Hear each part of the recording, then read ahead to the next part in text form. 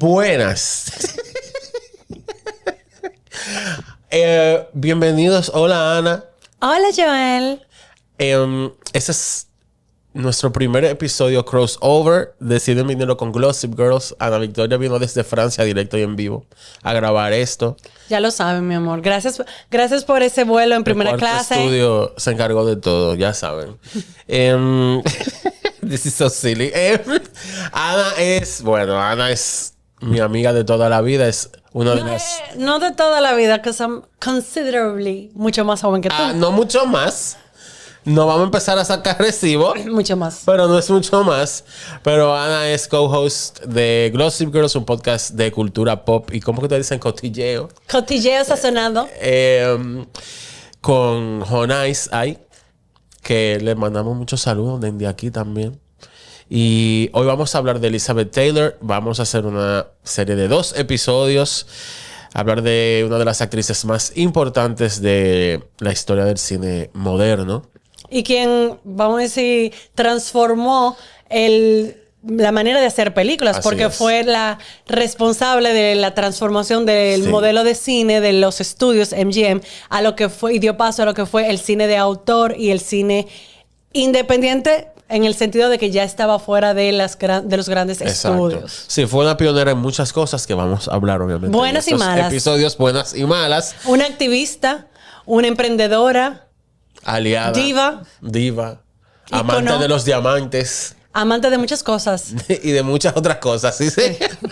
Let's go. Let's get Este into it. episodio va dedicado a nuestra Elizabeth Taylor. You know who you are. Exacto. We love you, girl. Elizabeth Taylor nació el 27 de febrero. La independencia dominicana. Mira qué fíjate tú. patriótica. De 1932 en Londres. Sus padres eran estadounidenses. Francis y... Sarah Southern, aparentemente ella nunca como que cogió el apellido del marido. Y Francis Taylor, él era un marchante de arte. Vivían una vida muy acomodada en Londres. Y se habían ido para allá por el trabajo del papá, junto con su otro hijo Howard. Y... tenían una vida Sí, vivían muy casi bien. aristocrática, Sí. Rodeadas de personas de mucha influencia. El mejor amigo era Víctor Cazalet, que era un miembro del Los Parlamento Glamour Boys. británico, y de los Glamour Boys, que era un grupo de homosexuales, en el closet, pero ellos desafiaban en silencio las normas de la época y también, ¿sabes?, el fascismo de Europa. Hubo muchos rumores que él y Francis fueron un poco más que amigos, aunque eso nunca se confirmó. Yo no dudo nada. And good for you. I mean... Víctor fue el padrino de Elizabeth, tuvo una relación muy especial con ella. La infancia de ella fue una infancia muy bonita. En verdad, le gustaban mucho los perros y los caballos. Tenía caballos porque su padrino tenía... Su padrino le regaló un caballo incluso para que lo montara en su Y finca. ese amor a los caballos le iba a ser muy útil señor. en Hollywood. En verdad, sí, para ella arrancar su carrera. Ella, una niña con una belleza extraordinaria, unos ojos que decían que eran violetas, pero Ana me dijo ahorita que eran azules. Sí, eran azules profundos, azules oscuros, pero el mercadeo decía que la mujer de los ojos violeta. There you go. Y tenía una condición que se llamaba distiquiasis, que tenía una doble fila natural de pestañas, por lo cual no necesitaba ni siquiera maquillaje. Yo quiero un poco de Disti. Bueno, too late. Porque mira, eso es algo muy... Ahorita se inventan esa operación. Claro, el Ozempic y el Distakic. Wow. Ahorita se la inventan. Claro, porque el dinero que uno gasta en máscara solamente para poder replicar el look de Elizabeth Taylor y sus pestañas, sobre todo en la época donde ella tuvo su gran apogeo, Claro. en los 50 y 60, que la mirada y el maquillaje de los ojos era tan predominante.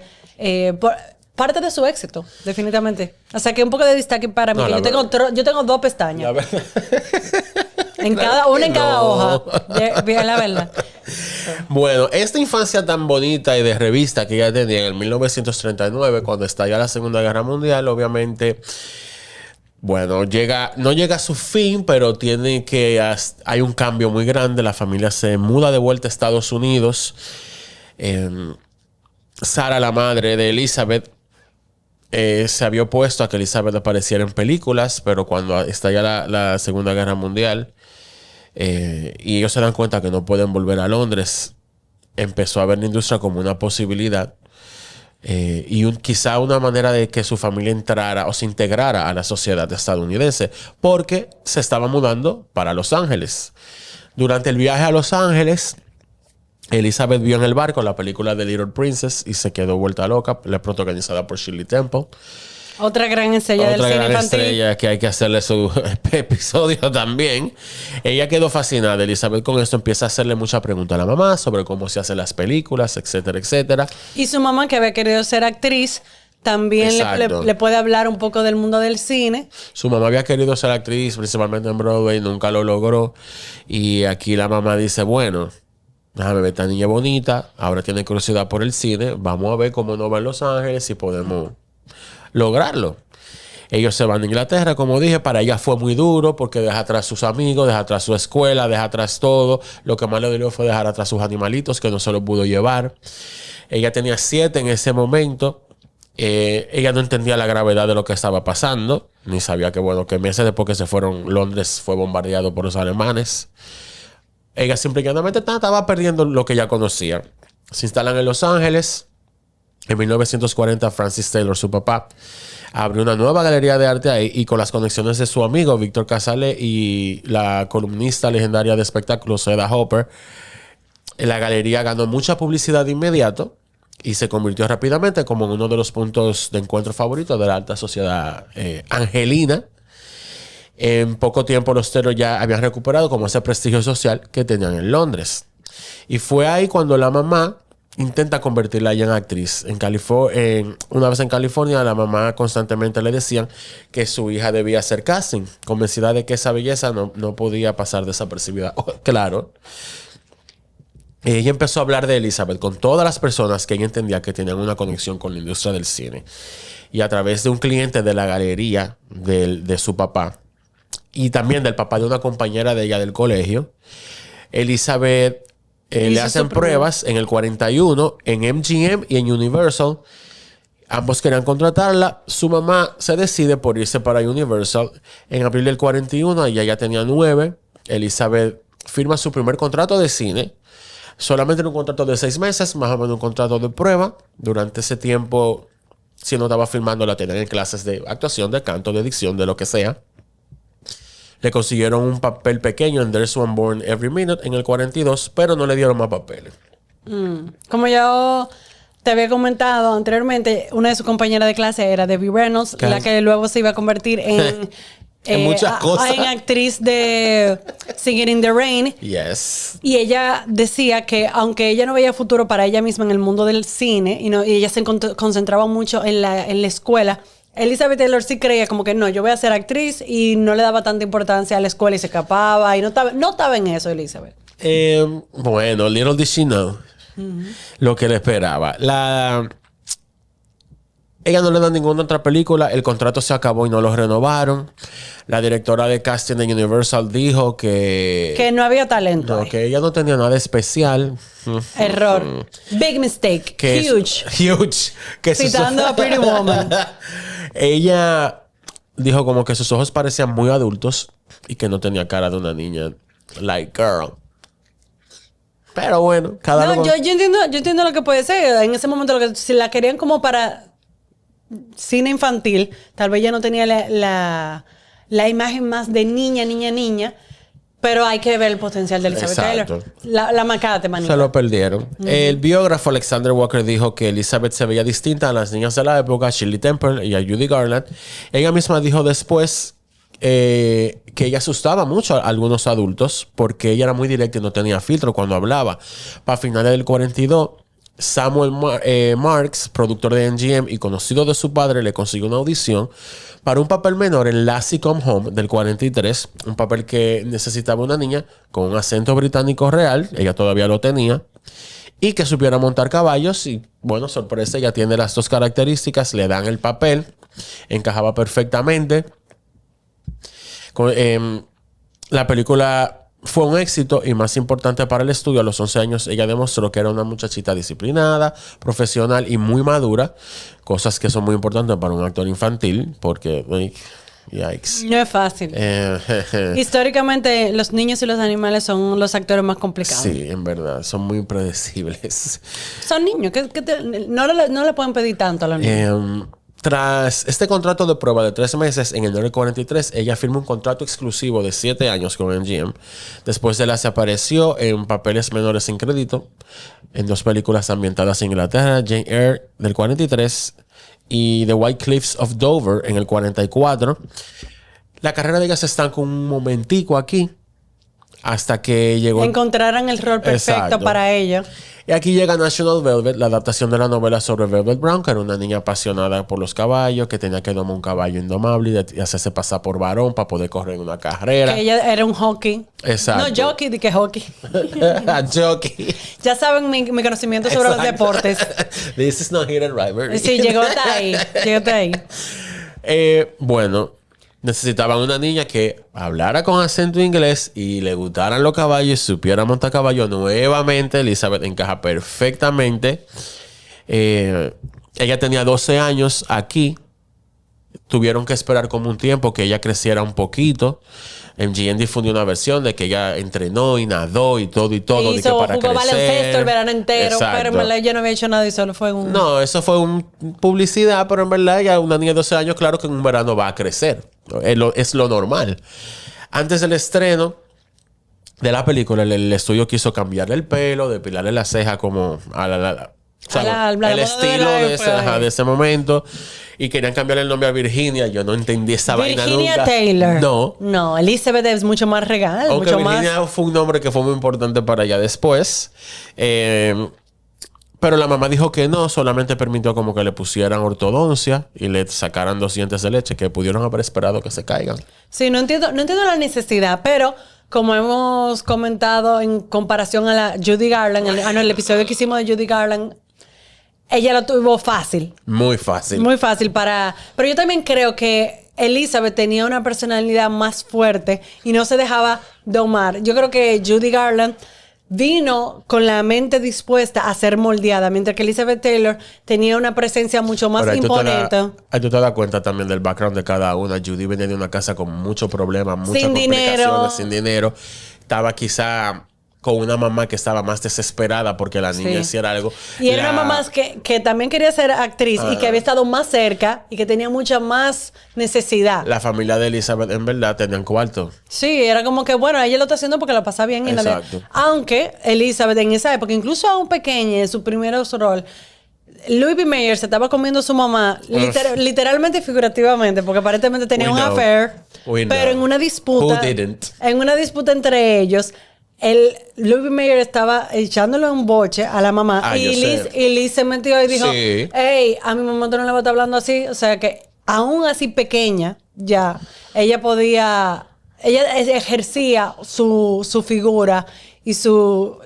No, o sea, no su autoridad, porque ella no tenía ninguna autoridad, pero tenía un poco más de personalidad y chispa que las otras. O sea, no se dejaba pasar el rolo. Era menos mojona. Wow. Lo dijiste de una manera tan... Claro, pero es culpa de los padres, obviamente, no de las pobres niñas. Claro. Porque, ¿verdad? Eran niñas al final. National Velvet se estrena en Navidad, el día de Navidad del 44, un éxito inmediato. Esto convierte a Elizabeth en una estrella internacional. La crítica la amó, hicieron muchos comentarios sobre su belleza, que quizá en ese momento una niña de 13 años no necesitaba que le dijeran. Pero ella dijo que a partir de esa película su infancia se acabó. Aquí entonces empiezan ya los temas con la época, ¿sabes? Con el sistema de estudios de esta época de oro de Hollywood, en la que, bueno, los actores firmaban un contrato por trabajo y también le controlaban la vida personal, con quién salían, con quién hablaban, con quién se acotaban, usaban escándalo para promoción y para... Y dependiendo de cuál era tu imagen, ese era tu rol y tú ibas a morir y vivir en ese rol. Exactamente. O sea, Marilyn va a ser la seductora, femme fatal, Judy Garland, la inocente, etcétera, etcétera. Entonces tú tenías que seguir ese rol forever. Claro, entonces eran horas de trabajo interminables, te drogaban para que tú te despertaras y siguieras trabajando, y después te drogaban para que te fuera a acotar. Era una locura total. Y Elizabeth, en verdad, tuvo sus conflictos dentro de este sistema.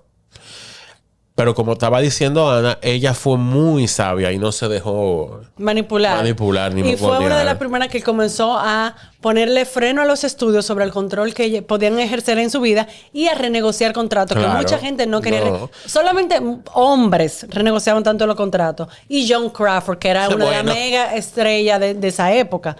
También, como ella ya comienza a transicionar ante los ojos del estudio de estrella infantil, ella dice, ya tú estás llegando a una edad, a los 15 años, de que el público te tiene que ver como una leading lady, como una persona deseada que va a tener escenas románticas. Entonces tú tienes que comenzar a salir con noviecitos y esa cosa. Aunque Elizabeth dice, yo me sentía completamente niña e infantil y ellos me querían imponer salir y comenzar a verme porque era lo que tocaba. Había que cuidarlo porque había que venderla ya. Sí. Pero ella misma lo dijo, era una fábrica extendida donde tenía que seguir su horario, estudio, rodaje, por la noche clase de baile y canto, que repasar las escenas. Ella le subieron el salario con el nuevo contrato entre 550 y 750 dólares semanales, porque lo bueno era que aunque tú no estuvieras trabajando, te pasaban tu salario también semanal. Y eran unos salarios espectaculares. Así es. Ella tuvo la suerte que tuvo padres conscientes que no se robaron su dinero, sino que le administraban bien el dinero. Su mamá se cobraba una comisión de representación y ya. Y le guardaba lo otro a ella en una cuenta y le daba lo que ella necesitaba para, me imagino, para gastar. Pero que ella no gastaba en nada porque estaba todo el día trabajando. Sí, pero muchas estrellas se quedaban sin nada porque los papás defalcaban el dinero, lo usaban para otra cosa. Y cuando llegaba un momento de yo decir, bueno, estoy pasando por un momento que no tengo trabajo, no tenía ni un chele. Ella entonces, después, mira, para el 46 le ponen un papel menor en una tercera película de Lassie. Y cuando cumple los 15 en el 47 en GM, ahí fue que empieza ya como deliberadamente tú sabes, a cultivar una imagen más madura de ella, con sesiones de fotos, entrevistas que la mostraban como una adolescente normal, que iba a fiestas. La ponen a salir con Glenn Davis, que la tiraran fotos en citas, luego con Montgomery Clift. Ella incluso, o sea, la comparaban con actrices ya adultas y usaban, como Eva Gardner y Lana Turner, y usaban un lenguaje que quizá era más apropiado para referirse a mujeres, no adolescentes. La revista Life llegó a llamar a la actriz juvenil más consumada de Hollywood por sus dos papeles de ese año, que eran Cynthia en el 47 y Life with Father también el mismo año. En esa misma etapa, alrededor de los 15 años, ocurrió algo en el estudio, que creo que Ana se refiere hace un momento de eso, que fue el enfrentamiento que ella tuvo con Louis B. Mayer, que era el jefe de MGM. Mayer, bueno, imagínate, un magnate de Hollywood, pero era una persona muy odiada al mismo tiempo. Una reputación un poco complicada de la de ese señor. Lo que pasa es que ellos también estaban en constantes renegociaciones de contratos y ese tipo de cosas. Creaban fricciones. Y Elizabeth no quería que su carrera fuera tan controlada como las otras estrellas de Hollywood. Mira. Y sus roles. Ella decía, ustedes me están poniendo siempre con la bendita película de caballo y la que sé yo que... No, o sea, yo no puedo tener otra película con un caballo. Gracias. Mira, hay varias biografías de ese señor que documentan episodios de acoso y manipulación contra actrices y empleados del estudio, que obviamente hoy sería inaceptable, incluyendo acusaciones de que abusó sexualmente a Judy Garland y de que intentó hacer lo mismo con la mamá de Shirley Temple, sabiendo que su socio se estaba acostando con la mamá de Shirley Temple.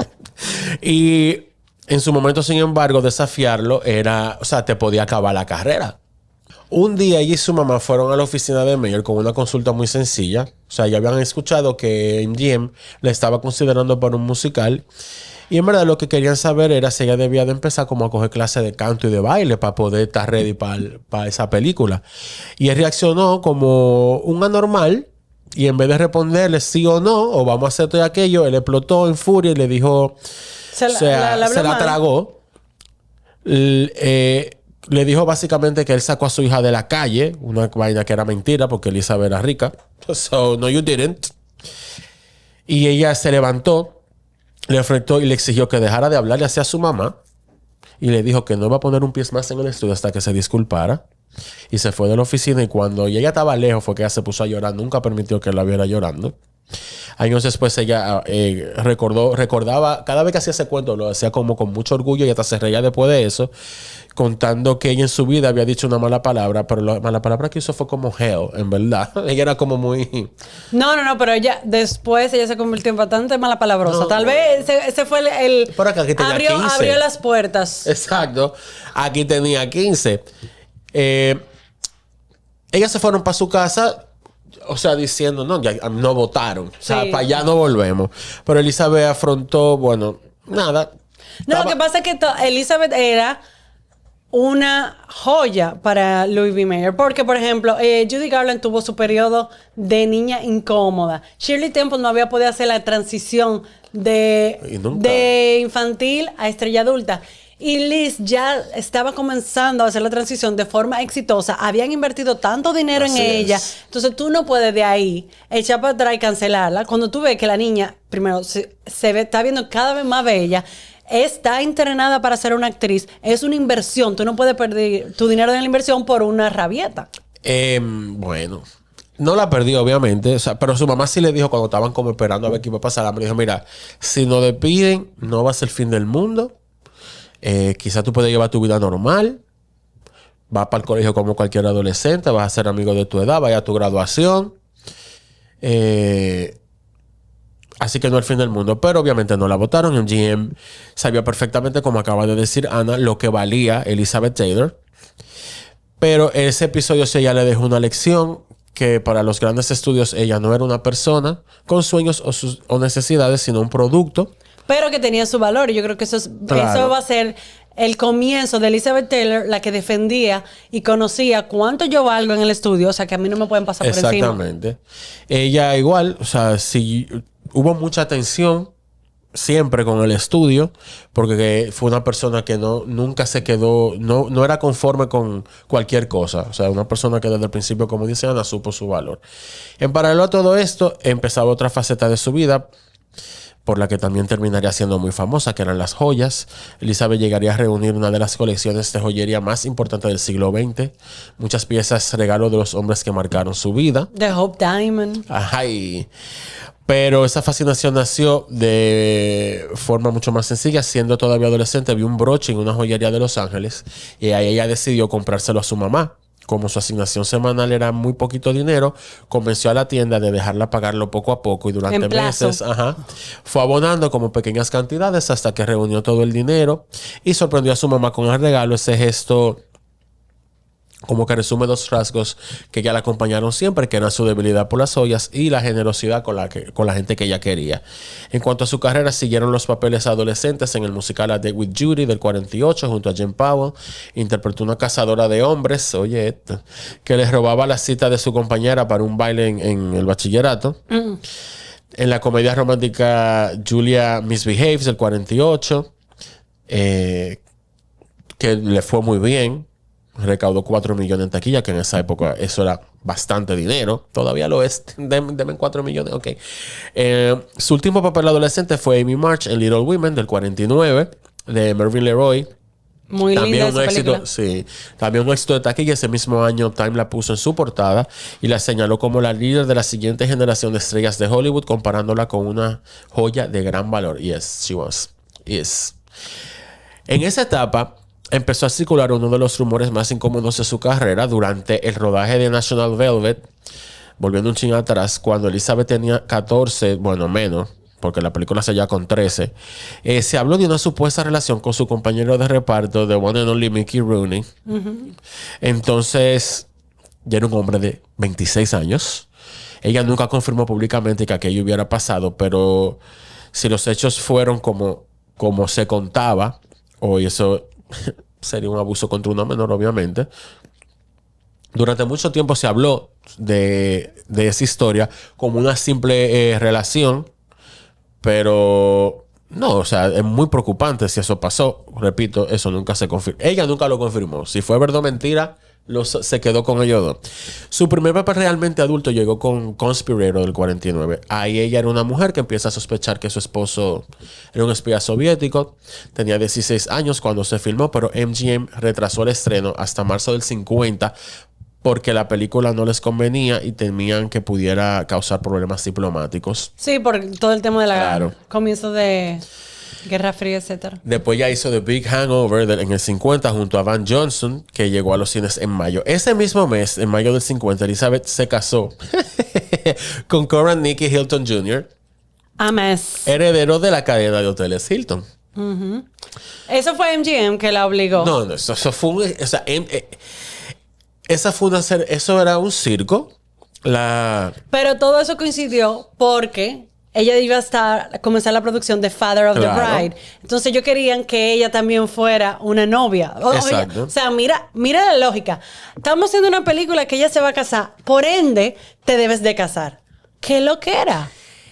MGM obviamente felices. Esto fue la campaña, como dice Ana, la campaña publicitaria perfecta que coincidía con el estreno de Father of the Bride de Vicente Minnelli, donde ella junto a Spencer Tracy y John Bennett interpretaban justamente eso mismo, una joven que se iba a casar. El estudio convirtió la boda en un espectáculo mediático, financió prácticamente todo. La boda, o sea, el vestido de novia fue $35,000 con 15 costureras para hacerlo, y entonces le hicieron también un negligé para la noche de bodas. Tú sabes que la empresa que te contrata, o sea, tu empleador, te hace tu negligé para tú perder tu virginidad. Digo, bueno, o sea, entre comillas.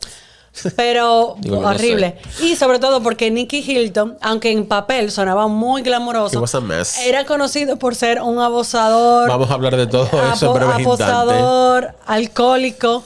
Incluso el día de la boda y antes de la boda, ella le rogaba a Montgomery Clift como que ven, sálvame, cásate conmigo, pídeme matrimonio. Pero obviamente Montgomery Clift, su gran amigo, era homosexual y no tenía ese ímpetu de casarse con Elizabeth Taylor. Pero ella le rogaba como que por favor, sácame de esto. Y al final no sirvió de nada porque ella decidió que se quería casar con Nicky Hilton. Ya tú sabes.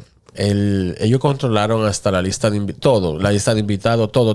La lista de invitados, ¿tú sabes quién eran los que estaban invitados a la boda? Todas las personas que habían interpretado papá y mamá de Liz Taylor en la boda se sentaron juntos. Del lado de los padres. Adelante lo pusieron. O sea, como que los papás de Liz Taylor y después toda la gente que habían interpretado los papás de ella. Una loquera. Ella apenas tenía 18 y parecía como nada. Una niña. Desde la luna de miel comenzaron los problemas. O sea, desde la luna de miel ella dijo, wow, he cometido un grave error. Y el pana, su pasatiempo favorito era abollarle un ojo y darle bastante golpe. Sorry. Trigger warning, violencia doméstica. Que por eso a mí siempre me ha parecido muy interesante que los Hilton quieren romantizar la idea de ese matrimonio de Nicky Hilton y Elizabeth Taylor cuando en la realidad sabemos que el matrimonio era horrible. Eso fue un desastre. Y que Nicky Hilton era un sádico. Un abusador. Ellos estrenaron la película en junio del 50. Fue un éxito de taquilla. Y 10 meses después llegó una secuela igualmente exitosa, Father Zero Dividend, o ¿cómo se pronuncia? I Don't Give a Fuck, en el 51. Pero la realidad del matrimonio, como estaba diciendo Ana, fue muy distinta. Poco después de la luna de miel empezaron a aparecer problemas que Elizabeth nunca había visto durante el noviazgo. O al principio del noviazgo. El noviazgo fue tan corto. Y el noviazgo duró 3 días, exacto. Se divorciaron en el 52. Exacto. Nicky Hilton tenía una adicción grave, como dicen, al alcohol y al juego. Con el tiempo esas adicciones vinieron acompañadas de episodios de violencia. Ella había crecido viendo a su propio papá perder el control cuando bebía, algo que ya le había marcado. Pero lo que vivió con Nicky fue, o sea, en proporciones muchísimo más grandes. No, y hacia ella también directamente. Exacto, y fue hacia ella directamente. El papá se ponía loquito, borracho, pero no le daba golpes. Sí. Distintas biografías coinciden que sufrió violencia física durante el matrimonio al punto de perder un embarazo tras una agresión. A él le dio un golpe en la barriga durante... Así es. O sea que... Al volver de la luna de miel, la gente que la conocía notó un cambio evidente. Había adelgazado muchísimo, fumaba y bebía compulsivamente y vivió en un estado constante de ansiedad. Y detrás de esa, ¿sabes?, sonrisa empezaba... ¿sabes? Un periodo que fue muy doloroso para ella. Ese matrimonio en verdad no tenía salvación y después de apenas 8 meses Elizabeth pidió el divorcio. Ya no aguantaba la violencia ni el ambiente de miedo en el que vivía. En esa ocasión MGM hizo algo poco habitual, en verdad. Usó toda su influencia para mantener el proceso lo más discreto posible, presionando a periódicos y revistas para minimizar la cobertura de del divorcio. No fue por generosidad, sino para proteger a su estrella más rentable, para que no la vean como para no dañarle su reputación como con un divorcio en los años 50, tú sabes. Pero igual, aunque MGM quiso decir como que también que Nicky Hilton era un gambler, un apostador, y que eso llevó al fin del matrimonio. O sea, no MGM directamente, pero dejaron que circularan rumores en contra de Nicky Hilton. El público en general... Para que le cayeran arriba a él. Pero el público en general, aún así, por la misógina y el machismo, siguió culpando a Elizabeth Taylor. No fue ella que no pudo responder a las necesidades de Nicky Hilton, etcétera, etcétera. O sea, las necesidades que me avimben a golpe. Bitch. Exacto. Es que imagínate... El divorcio era todavía algo muy poco visto. Donde la gente más se divorciaba era en Hollywood. Pero porque ella... Igual así, era como que se va a divorciar. Ajá. Vaya usted a aguantar su trompa. El divorcio se concedió alegando crueldad mental, que era el término legal usado para describir situaciones de abuso psicológico y violencia dentro del matrimonio. Y eso fue privado, eso no salió al público. El proceso fue muy devastador para ella. Quienes estuvieron alrededor recuerdan que ella estaba muy afectada, que hablaba muy bajo durante su testimonio, y el juez tuvo que pedirle varias veces que levantara la voz. En un momento el juez hizo un comentario que provocó risas en la sala, y ella, como incapaz de contener sus emociones, se cubrió el rostro y se puso a llorar porque el juez se burló de ella, básicamente. Nicky Hilton ni siquiera se presentó a defenderse. Sorpresa. La sentencia le permitió recuperar legalmente su apellido Taylor y conservó el anillo de compromiso que terminaría formando parte de su colección de joyas. Nicky volvió a casarse después. Ese segundo matrimonio también terminó en divorcio por acusaciones de crueldad. Y murió en el 64 con apenas 42 años por complicaciones relacionadas con el alcoholismo. Para Elizabeth, en cambio, aquel divorcio a los 19 años marcó el inicio de una dependencia que ella nunca había conocido. Por primera vez vivía sola. Independencia, mejor dicho. Creo que dije dependencia. Sí. Y bueno, estaba en su propia casa, administrando su casa y todo ella. Después de eso, ella entró en una nueva etapa en lo profesional.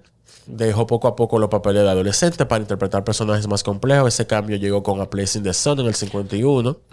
Una película increíble que todo el mundo tiene que ver. Se la recomiendo. Yo incluso, luego de esta investigación de Liz Taylor, tengo que verla de nuevo porque es una película que para su época rompió tantos estándares, rompió tantas barreras y el director logró llevar tantos mensajes contra el capitalismo, contra la manera de los americanos vivir, obsesionarse con la imagen, con la perfección, de una forma tan, o sea, escondida, pero a la vez evidente, porque tú te la llevas cuando tú ves la película. Trata de temas sobre el aborto, la prostitución, cosas que no se hablaban en esa época. Y algo que yo todavía no entiendo cómo dejaron hacer esa película. Y Elizabeth Taylor... Y como Montgomery Clift, que también era... Everybody knew. Todo el mundo sabía que, Era homosexual. Pajari. Ahí fue que comenzó la gran amistad entre Liz y Montgomery Clift. Ya ellos se conocían, había salido ya. Y todo eso. Pero eso sí, como que lo cementó la amistad entre ellos. Sí. Ella la eligieron para el papel porque era la única capaz de crear la ilusión de ser casi un ideal publicitario hecho persona. Porque era bellísima, obviamente. Con los años, Elizabeth diría que esa fue la primera película en la que sintió que realmente estaba actuando, no solo siendo ella misma, y le trajo el primer reconocimiento crítico serio desde National Velvet. Fue un éxito comercial y de crítica esta película. Herb Golden de Variety destacó que su nivel actoral superaba por mucho todo lo que había hecho antes. Times elogió lo genuino de su interpretación. La película ganó varios premios de la Academia, entre ellos Mejor Director, Mejor Guión Adaptado y creo que Mejor Dirección de Vestuario. Más allá de esos premios, la película dejó algo, como dice Ana, que ella valoró toda su vida, que fue una amistad inquebrantable con Montgomery Clift. Que era el actor, vamos a decir, número uno del heartthrob de esa época. And yes, he was. Bellísimo. Una persona que no hacía toda la película, que elegía muy bien con qué director. Él solamente trabaja como con 3 directores. Yo creo que Billy Wilder, George Cukor y no me recuerdo el tercero. O sea, era una persona muy selectiva que también, como Elizabeth, estaba desafiando constantemente el sistema de los estudios MGM, Fox, todo el mundo. Eso fue una conexión inmediata. Fue una amistad súper profunda que duró años y años y años. Cliff, que, bueno, él ocultaba su homosexualidad, pero en verdad todo el mundo lo sabía. Sí, pero a nivel nacional nadie sabía. O sea, No, en exacto. Hollywood, Cuando sí. hablo, o sea, cuando digo estas cosas, yo me refiero a los círculos entre los estudios Hollywood, que Sí. todo el mundo estaba claro. Él encontró en ella un espacio de absoluta confianza y aceptación. Él le puso un apodo a ella que era Bessie May. Que ella aceptaba con cariño a pesar de que a ella no le gustaban los apodos. Porque yo decía, él le decía, todo el mundo te puede llamar a ti Elizabeth Taylor, pero solamente yo te puedo llamar Bessie May. Tenía mucha complicidad. A ambos les gustaba el trago, le gustaban eran dos pill poppers. Y los hombres. So there you go. También Montgomery Clift tenía muchas sesiones de análisis, psicólogo, etcétera, etcétera. Y él decía, yo amo a las mujeres. O sea, yo no puedo, mi fascinación es pasar tiempo con mujeres, o sea, como Elizabeth, pero yo no tengo ningún tipo de atracción sexual hacia ella. Entonces él se sentía como que yo no quiero estar jangueando con estos tigres, yo simplemente quiero resolver y como que resolver y resolver. Bien. Exacto, ¿qué problema? You were queen. Ellos compartieron varios rodajes. Incluso mucha gente llegó a pensar que ellos tenían una relación sentimental y física porque si estaban en hoteles lo veían saliendo de la habitación de ella con una bata y vaina y por dentro era como que, girl, no, esto era una pijamada, loco. Sí. Elizabeth desarrolló vínculos muy cercanos con varios hombres homosexuales del espectáculo y con los años se convirtió en una figura especialmente querida dentro de la comunidad LGBTQI+. Cuando ella estaba viva, llegaba hasta la T, yo creo. No solo por su apoyo público en décadas posteriores, sino por la lealtad con la que trató a muchos de esos amigos cuando nadie lo hacía. Obviamente, en estas épocas, que no era lo mismo que ahora, todavía medio show, imagínate en esa época. Después de A Place in the Sun, los grandes directores de Hollywood dejaron de verla únicamente como una de las mujeres más hermosas del mundo. Ahora sabían que también la jeva puede actuar. Y ese reconocimiento aquí marca el arranque de una etapa muy importante, o quizá la más importante de una carrera que, bueno, que le quedaba muchísimo todavía, en verdad, en ese momento. Elizabeth terminó en Love is Better Than Ever en el 52, una comedia romántica que MGM le impuso como castigo por el divorcio. There you go. No, es que todo tiene su represalia. Mire, algo que se nos había olvidado mencionar con lo de Montgomery Clift es que mucho de porque A Place in the Sun funciona, sino que también Elizabeth aprendió mucho de técnica de actuación de Montgomery Clift, que era un afiliado a el método de Lee Strasberg y de Actor Studio y todo eso. O sea, Elizabeth no estaba haciendo todo el tiempo de que, como Marilyn, grandes como clases de actuación y eso. Ella aprendía mucho por la persona con la que ella trabajaba y en el rodaje. Ella absorbía de sus compañeros. Osmosis. Que está muy bien, no está mal tampoco. La hacen hacer esa película como de a la mala, como que bueno, tú te divorciaste, no pusiste a coger esta lucha, esta mierda. Después de esa sanción. Porque ella tenía 7 películas que ella tenía que por contrato hacer. Eso era un lío cuando metes en un contrato de eso. Después la enviaron a Inglaterra a rodar Ivanhoe. Ivanhoe. En el 51. En el rodaje de Ivanhoe conoció a Michael Wilde. Bueno, segundo problema. Exacto.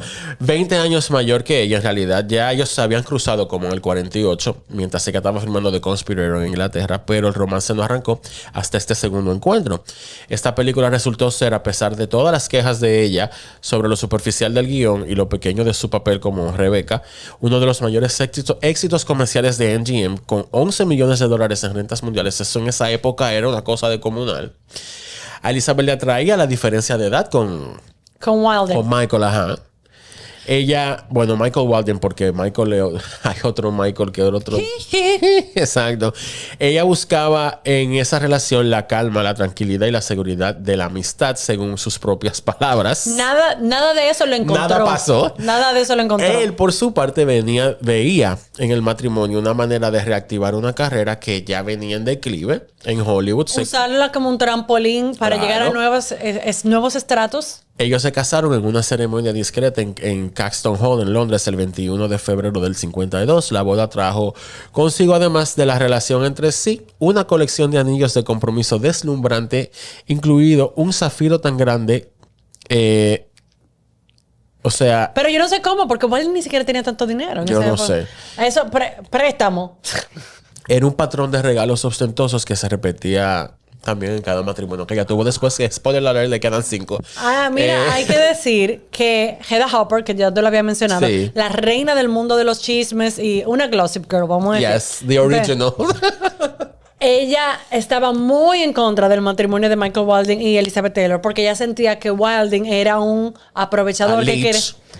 que quería solamente estar con Una Elizabeth Taylor sanguijuela. para beneficiar su carrera. Y ella los sentó a ambos y decía, además de que Wilding, uno de sus mejores amigos, tenía una relación homosexual también con él.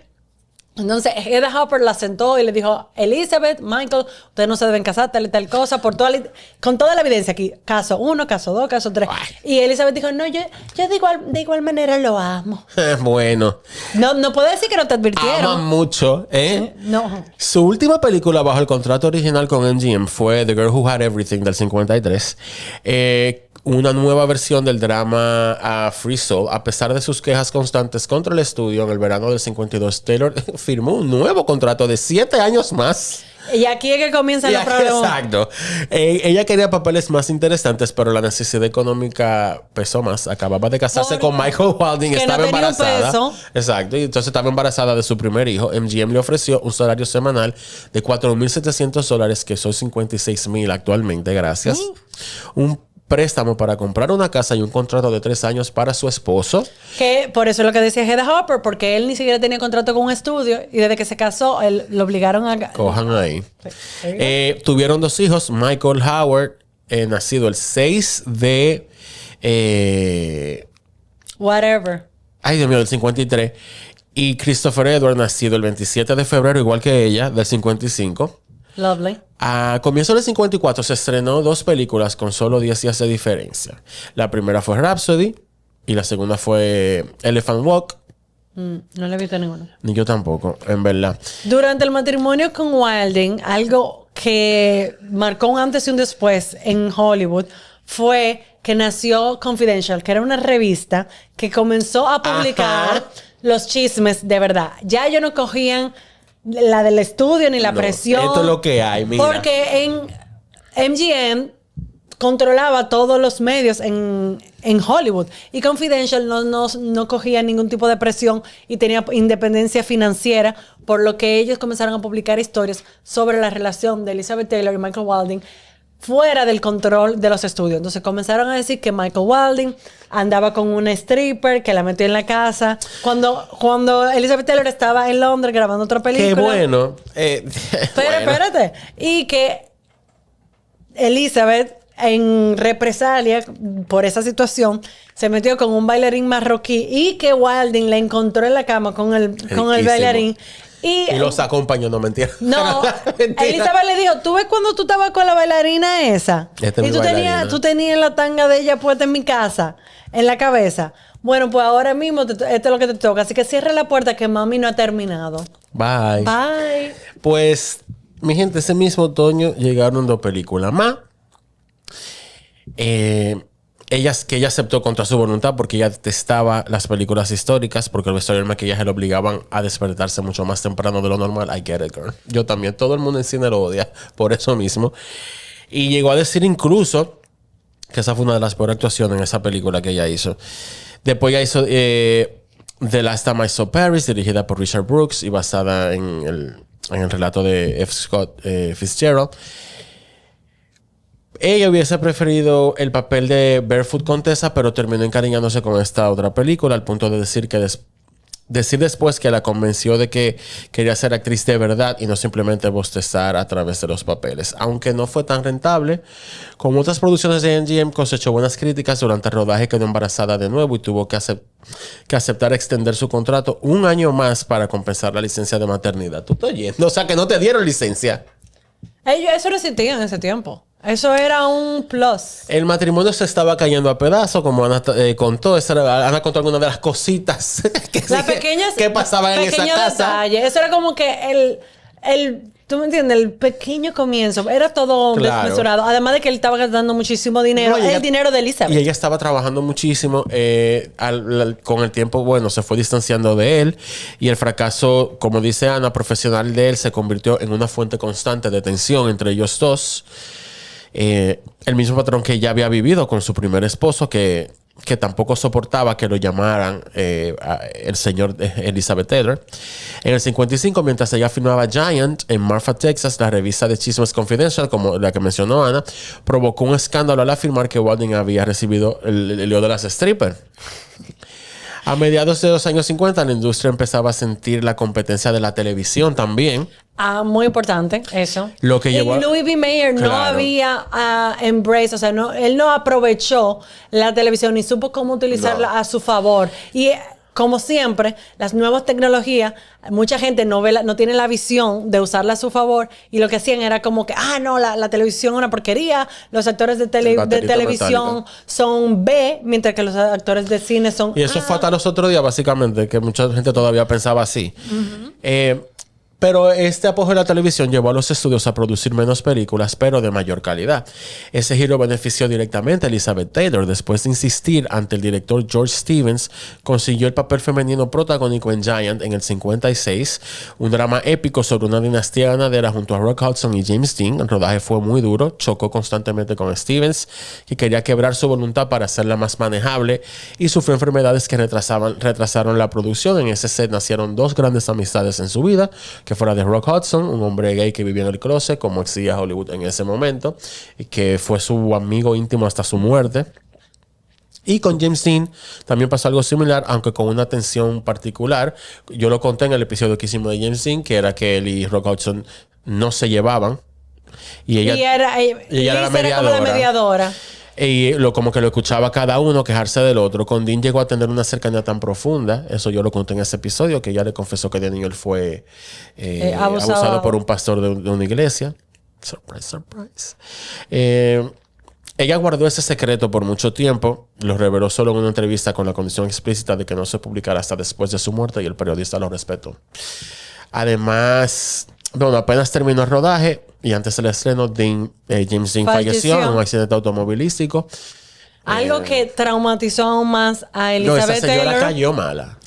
Porque también ella vio... Era una carajita, todavía tiene 21 o 22 ahí. O sea, bueno. Y ella, tú sabes que en los rodajes la gente tienen amistades muy intensas y muy cercanas. Claro. Se convierten casi en familia, y es como que en un abrir y cerrar de ojos tú pierdes a una persona tan cercana a ti. Ella quedó devastada. O sea, fue la primera... O sea, como la primera pérdida en su vida. Aún así, tuvo que volver a filmar las tomas de reacción para las escenas compartidas con él. Ya tú sabes. Horrible. Eso tuvo que haber sido horrible.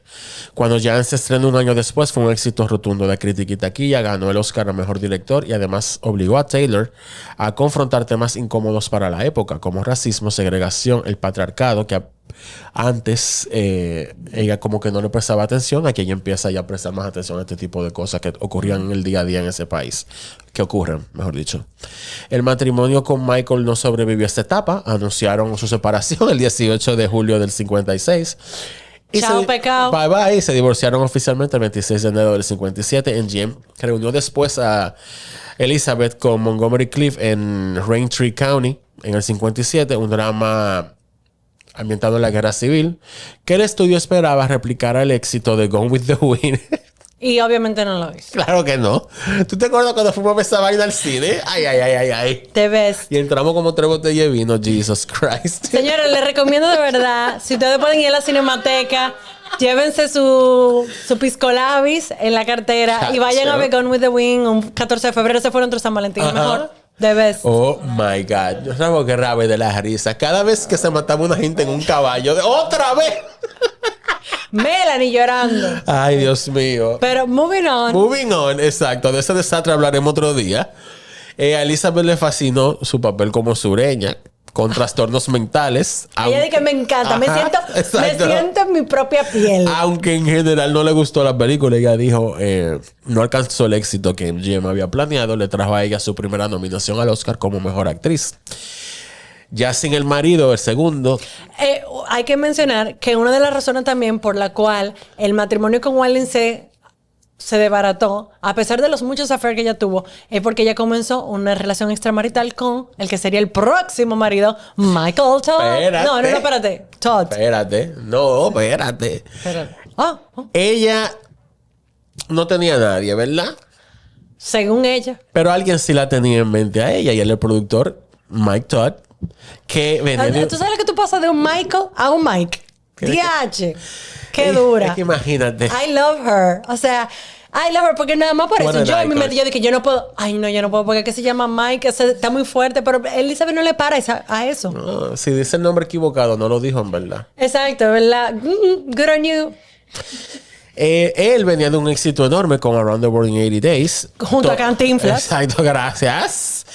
Él era un hombre ambicioso con una carrera llena de altibajos financieros. Solía decir que él nunca había sido rico, pero tampoco pobre, porque para él la pobreza era simplemente un estado mental. Eso se llama... Ser rico. Eso se llama ser rico. No, y eso... ¿Tú sabes quién dice eso? Un joseador. Exacto. O uno que se la está buscando siempre. Y Mike Todd era eso. Él era un hombre que tenía... Uno de los pocos hombres que tenía un avión privado.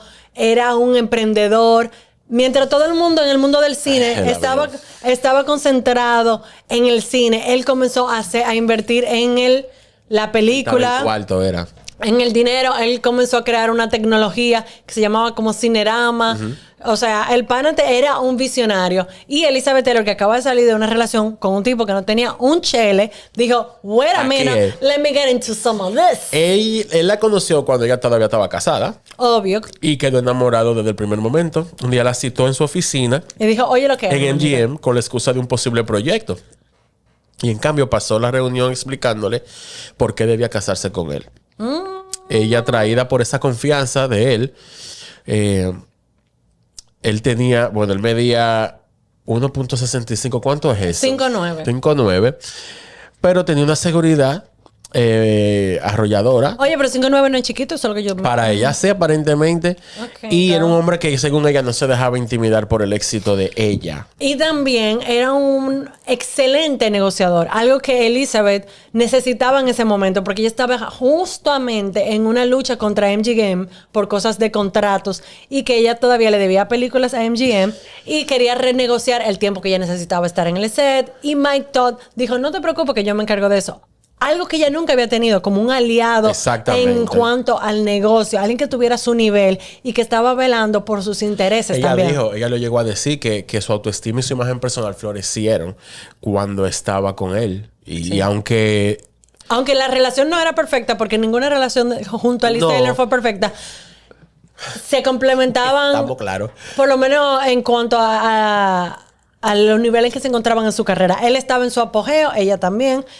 Bueno, pues Elizabeth ya tenía 13 meses de embarazo cuando se casó en Acapulco el 2 de febrero del 57. ¿Quién era el padrino de la boda? ¿Quién era el padrino de la boda? Cantinflas y Eddie Fisher, anota. Y Debbie Reynolds, la madrina. Take a note. Vamos para allá casi ya, ¿eh? Pero me encanta que Cantinflas está bailando en esto, porque mi gente latino. Mi gente latino, yo soy una fan de Cantinflas, so there you go. El compromiso llegó con otro anillo descomunal.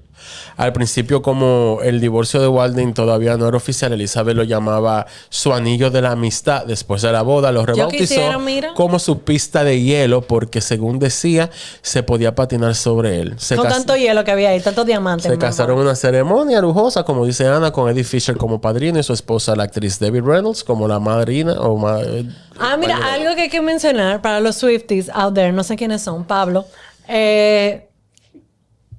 Taylor Swift, obsesionada con Elizabeth Taylor, según ella, de seguro ha visto una película. No es vedette, no eres vedette. Se inspiró en Elizabeth Taylor y Mike Todd que hicieron un cumpleaños en Madison Square Garden para su boda en Madison Square Garden. Ahora, el Madison Square Garden de Mike Todd y Elizabeth Taylor era muy diferente a el centro comercial Agora Mall, que es en que se casó Taylor Swift. Sorry, Swifties, pero es lo que hay. I'm not sorry. Y el mismo Mike Todd dijo, más nunca vuelvo a hacer una fiesta en este sitio. Es una mierda, porque ¿quién se le ocurre, No, loco? porque él dijo que tuvo que invitar a tantas personas y que al final fue un desastre. Él dijo, yo no disfruté nada aquí. Es una locura. Pero eso fue un cumpleaños también. O sea, y fue un publicity stunt para darle promoción a 80 días alrededor del mundo. La boda de Taylor Swift es un publicity stunt también. So sí, there you go. Swifties ya pueden volver a escuchar. Bye. Bye. Para entonces, Elizabeth llevaba trabajando desde los 9 años. Se había hecho 27 películas. Le dijo a Mike Todd que ya no quería trabajar más, que quería quedarse en casa siendo madre. O sea, imagínate esto. En los 5 años que ella tenía del contrato que ella había firmado, renegociar con MGM. ¿Sabes cuántas películas ya hizo? 8 películas en 5 años. Está loca. Con gira publicitaria incluida, postproducción, preproducción. Está loca. No, mi hermana, pero es un abuso. Todd, que bueno, era un negociador, fue junto a sus abogados a MGM y logró reducir el contrato de ella después de The Cat on a Haunting Roof, que ella tenía firmada. Haría solo una película más de los 3 años restantes y luego quedaría libre para retirarse o al menos tomarse un descanso largo, algo que tenía sentido porque después de haber pasado con MGM más de la mitad de su vida, ¿verdad? Era hora. Tuvieron una hija, Elizabeth Frances. Nació el 6 de agosto del 57. El parto fue muy traumático. Le tuvieron que hacer una cesárea de emergencia con 9 doctores. Y la bebé nació y fue declarada muerta al nacer hasta que una enfermera insistió en intentar resucitarla y lo lograron. Oh my gosh. Elizabeth bajo anestesia total no supo nada hasta después que se lo dijeron. Lo que sí supo al despertar fue que uno de los médicos había advertido a Todd que un nuevo embarazo podría matarla y que él había autorizado sin consultarla que le ligaran las trompas. Horrible. Una decisión que en esa época quedaba enteramente en manos del marido. No, pero yo te digo Ella que quedó devastada porque ella quería tener muchos más hijos y obviamente no. Mike Todd, conocido también por sus publicity stunts, alimentaba deliberadamente la atención mediática sobre el matrimonio. En junio del 57 organizó, como dice Ana, la fiesta de cumpleaños en el Madison Square Garden con 18,000 invitados. No, yo no puedo. No, 18,000 no, eso está fuera de control. Yo no puedo. O sea, No, babe, eso no puede tenemos que ser. revisar esa cifra. Esa No cifra puede hay que ser. revisarla. Y se transmitió en vivo por CBS también. Pero en Madison Square Garden caben 18,000 No, gente. yo quiero que googleen ahora mismo el bizcocho, por favor, porque el bizcocho es del tamaño de este espacio donde nosotros estamos grabando. O sea, es el bizcocho de O cumpleaños. sea, podíamos grabar el episodio adentro del bizcocho. Arriba y abajo por los lados. Yo nunca había visto una cosa así. Había una escalera para subir al bizcocho. Insane. Ellos, como se habían casado un sábado, cada sábado, él le entregaba un nuevo regalo. Los meses siguientes fueron, según todo Yo tengo que indica, comenzar a implementar ese tipo de los cosas en mi más felices. matrimonio. Peter, take note. Todo indicaba que estaba en la época más feliz de su vida. 3 hijos, un ex esposo con quien mantenía una buena relación. Mentira al diablo. Esa relación también era súper tumultuosa. Claro. Ellos vivían peleándose. Pero Liz hizo un rebranding. Y ella siempre ha dicho que ese fue su gran amor y que ese era donde ella estaba más feliz. En la realidad, Mike le daba su galleta de vez en cuando, super cosa. E incluso Ay, Dios mío, en qué locura. en una cena junto a Debbie Reynolds y Eddie Fisher, él la jamaqueó a Elizabeth Taylor. Debbie Reynolds dijo, ¿qué es lo que está pasando aquí? O sea, eso está... No. Y la agarró a ella como que para protegerla. Ay, es verdad. Yo oí eso en un podcast. Y todo el mundo actuó como si Debbie Reynolds era una maldita loca. Como que, vieja, no te metas en marido y mujer. Y Liz como que a mí me gusta. Todos conocemos a esa amiga tóxica. ¿Tú me entiendes? Y entonces Liz era esa amiga tóxica. Tengo varias. Pero el amigo... no, pero nunca en violencia doméstica, por favor. Salgan. Que sepa uno. Sí, you never know. Pero Eddie Fisher era el primero que está diciendo que no, tú eres muy ingenuo, ellos tienen esa química. Una galleta enfrente de la gente. Pero eso bueno, es con lo que ese señor hace, imagínate. Todo está muy bien, pero lastimosamente el 22 de marzo del 58, la niña Lisa solo tenía 7 meses. Todd viajó para recibir un premio en Friars Club como showman del año. Elizabeth debía acompañarlo, pero tenía bronquitis y mucha fiebre, así que se quedó en la casa. En su En su avión privado. Antes de subir a su avión privado, al que él había bautizado Lucky Liz, la abrazó y le dijo que sin ella se sentiría como media tijera. El avión hizo una escala programada en Utah para reabastecer el combustible y le prometió llamarla desde ahí. Al día siguiente Elizabeth esperaba esa llamada que nunca llegó. Notó que algo no estaba bien, apenas se despertó y poco después su médico le confirmó que el avión se había estrellado y no hubo sobrevivientes. Ella estaba, además que estaba enferma, estaba devastada. Y en posparto. Ajá. Elizabeth se negó a contenerse por su propia salud y el médico preocupado sugirió alejar a los niños de la situación. Llamaron a Debbie Reynolds, que fue la que se encargó de cuidar a los niños.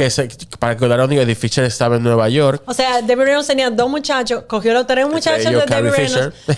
Y entonces Eddie Fisher se encargó de cuidar a ellos. Qué buen Eddie amigo. Fisher estaba en Nueva York listo para actuar en la misma ceremonia donde Todd iba a recibir el premio y ella se llevó, Debbie se llevó a los 3 hijos de Elizabeth a su casa. Fisher adoraba a Mike Todd casi tanto como Elizabeth. Eran mejores amigos. Era mejor amigo. De hecho, le había puesto su nombre a uno de sus propios hijos. Sí, Todd. Los días posteriores, Elizabeth se refugió en casa entre cigarrillo y vodka, acompañada de amigas cercanas como Shirley MacLaine, quien años después recordó haberla visto sentada en el sofá llorando, fumando y bebiendo sin parar. Años más tarde, cuando le preguntaron quién había sido el amor de su vida entre todos los esposos que tendría después, Elizabeth dijo Mike Todd. Y mi gente, hasta aquí es la primera parte de esta serie de Elizabeth Taylor. Entonces, en lo que viene más lío. Quedan como 4 matrimonios todavía.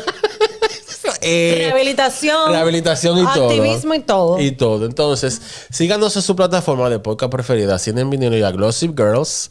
Ana, como dije, vino al país a esto, así que Ana va a estar en el próximo también. Y eso es un podcast independiente. Si quieren comprarnos un café, el link está en Instagram. Bye.